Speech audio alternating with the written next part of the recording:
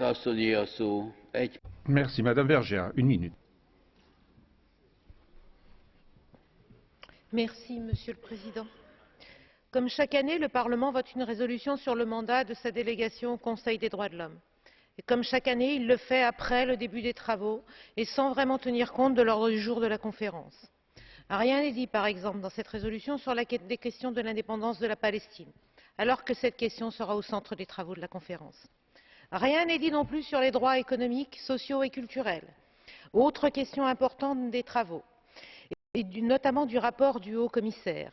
Rien sur la jouissance effective de ces droits, et notamment des droits culturels, sur le logement comme élément du droit à un niveau de vie suffisant, sur les effets de la dette extérieure sur les droits de l'homme, sur la restitution des avoirs gelés, sur la dette illicite ou encore sur le rôle du service public comme élément essentiel de la bonne gouvernance en matière de droits de l'homme.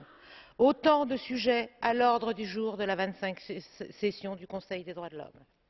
Nous avons essentiellement un catalogue par pays, répétitif des positions habituelles du Parlement européen, sans vraiment d'intérêt pour le Conseil, il les connaît, ni pour notre délégation au Comité des droits de l'homme, ni surtout pour la visibilité politique du Parlement à l'extérieur. Une sorte de rendez-vous manqué, une méthode à revoir pour la prochaine mandature.